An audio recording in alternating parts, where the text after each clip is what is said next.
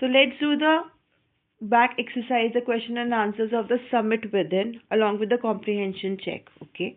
So let's start with the comprehension check. The first question. Standing on Everest, the writer was overjoyed, very sad, jubilant, and sad. You have to choose the right item. Okay. So the right item is jubilant and sad. Okay. The second question. The emotion that gripped him was one of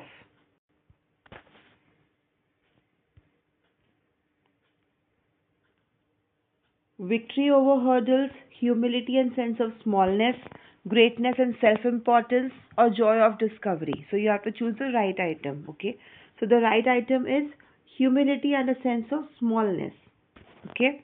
The third question, the summit of the mind refers to great intellectual achievements, the process of maturing mentally and spiritually, overcoming personal ambition for common welfare, living in the world of thought and imagination, the triumph of mind over worldly pleasures for a noble cause, and a fuller knowledge of oneself.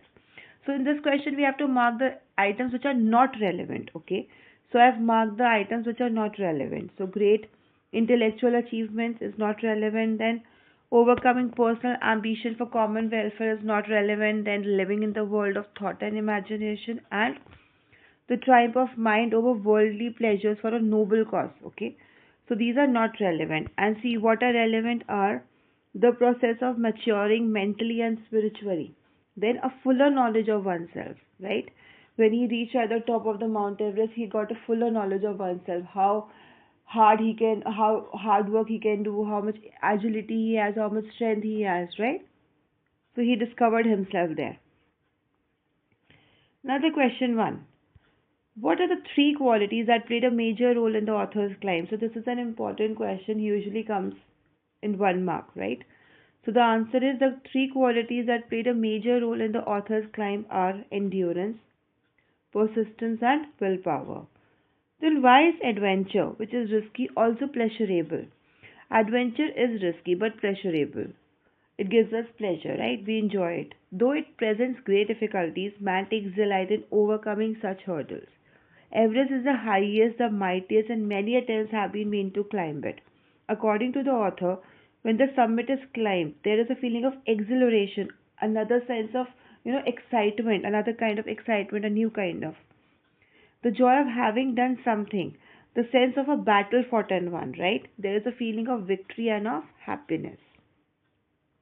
The third question: what was it about Mount Everest that the author found irresistible? Now, he was not able to resist. So, being one of the highest and the mightiest mountains in the world, Mount Everest has its own special charm and beauty. The author found it irresistible due to its beauty, its ruggedness, and the obstacles that he encountered while climbing to its summit. Every ounce of his energy was utilized in climbing the mountain covered with rock and ice. And once climbed, the sense of exhilaration, joy, and fulfillment for being able to scale such greater heights is extremely irresistible. The fourth question: one does not do it, climb a high peak for fame alone, right? Not to just get famous. What does one do it for, really? So, climbing a mountain, reaching its peak successfully requires endurance, persistence, and willpower. Therefore, the experience is not merely physical. It is indeed both emotional and spiritual. So, you grow emotionally and spiritually both in both ways when you climb that highest and mightiest peak, the most difficult peak to reach.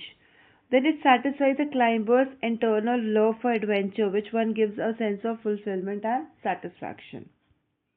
The next question: he becomes conscious in a special manner of his own smallness in this large universe.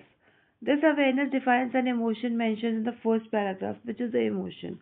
So he becomes conscious in a special manner of his own smallness in this large universe. This awareness defines the emotion of humility in a human being. The first paragraph we have read about this. Okay. Then the sixth question: what were the symbols of reverence left by members of the team on the Everest? So the author left on the Mount Everest a picture of Guru Nanak. Then Rawat left a picture of Goddess Durga. Fudorji left a relic of the Buddha, and Edward Hillary had buried a cross under a cairn, a heap of rocks and stones in the snow. These were not merely symbols of conquest but of reverence. Okay. Then, what, according to the author, to the writer, does his experience as an Everester teach him? Okay. So, as an Everester, the author experienced a great sense of fulfillment and satisfaction. It encouraged him to face the ordeals of life in a determined manner. It taught him that conquest of the internal summit is also equally important compared to climbing a mountain. Okay, so here we come to the end of this exercise. Thank you.